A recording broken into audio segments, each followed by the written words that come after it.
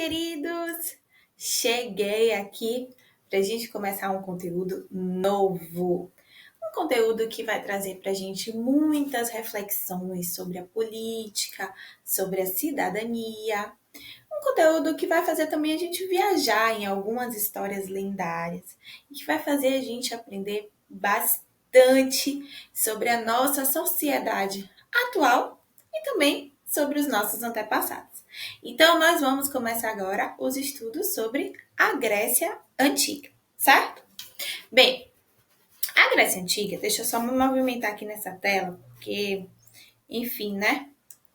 Eu fico meio perdida aqui às vezes. Deixa eu vir para cá.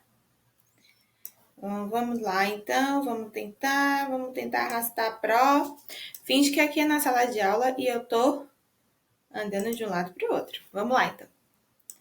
A Grécia Antiga faz parte do que a gente vai chamar de Antiguidade Clássica, tá? Não só a Grécia, mas também a Roma. E por que essa palavra clássico? Clássico significa dizer, né, uma palavra que é utilizada para algo que é modelo, que é referência. Concordam comigo?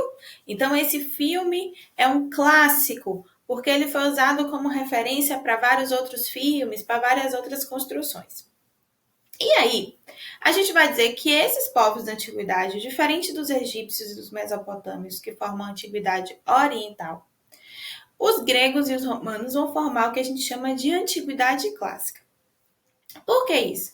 Porque eles têm muita relação com a cultura ocidental, a cultura que nós temos hoje. Então, a gente herdou muitas coisas dos gregos.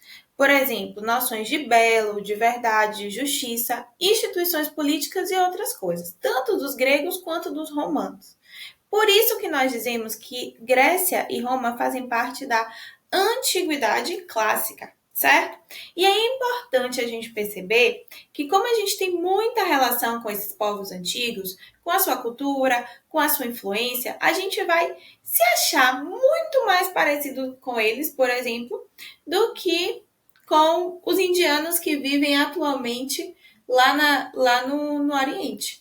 Então, assim, nós somos muito parecidos com a Grécia porque nós estamos e fazemos parte de uma cultura ocidental, por todo o processo de colonização que foi feito pelos portugueses que vêm da Europa, que também fazem parte do Ocidente, tá? Então, assim, antiguidade clássica significa dizer estudo das civilizações grego e romanas. E a gente vai dizer que é clássica porque ela serve de modelo e de referência para a cultura ocidental, em vários aspectos. A partir dos próximos vídeos, nós vamos entender em quais aspectos é que a gente começa a pegar essas referências, certo? Bem, a Grécia Antiga, ela forma o que a gente vai chamar de polis, tá? A palavra polis quer dizer cidades, certo? Igual a gente estudou na Mesopotâmia, a Grécia Antiga ela não tem um governo único. Ela é formada por um governo descentralizado, certo? Esses governos descentralizados nós vamos chamar de cidades-estados, ou seja, eles têm instituições próprias, leis próprias, exército próprio, governo próprio. A gente vai observar, por exemplo, que em algumas cidades-estados existe a monarquia, em outras existe a democracia. A única coisa que vai fazer com que a gente conheça essas cidades e fale assim, não, todos eles são gregos, são dois elementos. Todas essas cidades-estados gregas, elas vão compartilhar da mesma língua e da mesma religião. Esses dois elementos, língua e religião, fazem com que a gente entenda que mesmo sendo descentralizado, que mesmo sendo cidades-estados independentes com governos próprios, nós temos na Grécia Antiga uma unidade cultural, tá? Que é diferente do que aconteceu em outros lugares, como na Mesopotâmia, por exemplo. Essas cidades-estados gregas, elas entravam em guerra uma com as outras? Sim. Mas às vezes também elas se uniam para se defender de um outro inimigo que tentava invadir a Grécia. Então, o jogo político era de muitas relações, mas a gente não pode esquecer que a palavra polis significa cidades que desenvolvem uma forma própria de governo de leis cotidianas, que é aquilo que nós vamos chamar de cidades-estados, são sinônimos, tá? Então vamos ver alguma, deixa eu sair daqui de cima do mapa para a gente ver alguma aqui. Então a gente tem a região do Peloponeso, a gente tem as cidades de Tebas, Tessália, Atenas, Esparta, Mileto, Ática, deixa eu ver mais, Olímpia, a gente tem Dédalus, tá? Então, assim, a gente tem a ilha de Creta também, que vai fazer parte aí desse território da Grécia. Inclusive, a civilização creto-micênica foi a primeira a habitar essa região. Depois é que vão vir, tá? Os outros habitantes que vão formar as outras cidades-estados. Lá na cidade de Creta tinha a lenda do Minotauro. Que lenda é essa? Depois a gente vai falar sobre isso, tá bom? Bem, teve um cara lá na Grécia Antiga, com o nome dele é Homero. Homero é um poeta, tá? E aí, tem um período na história da Grécia Antiga que fica chamado como período homérico. O que seria isso? O período em que teria acontecido as histórias que Homero escreveu. Homero teria sido um poeta que teria escrito sobre histórias que aconteceram no passado.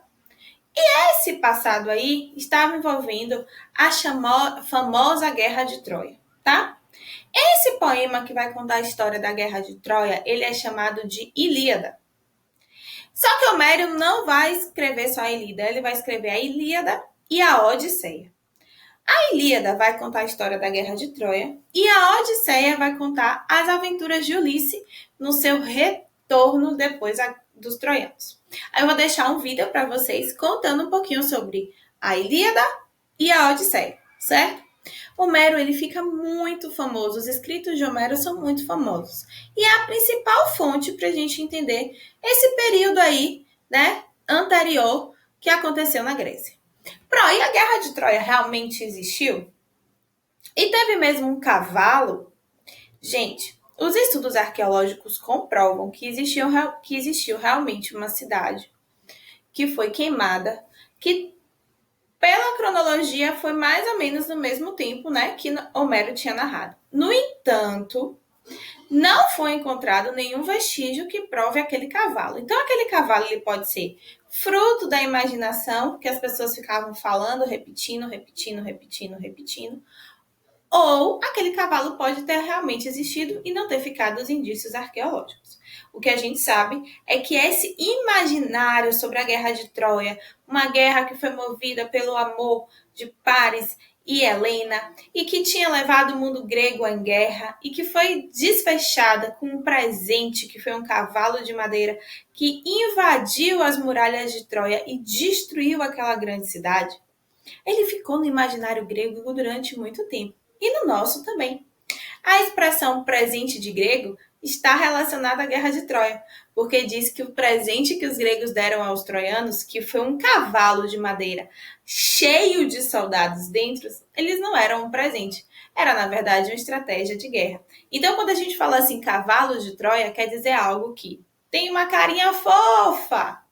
Um presente de grego tem uma carinha fofa, mas no fim das contas, não é nada daquilo que aparece, tá?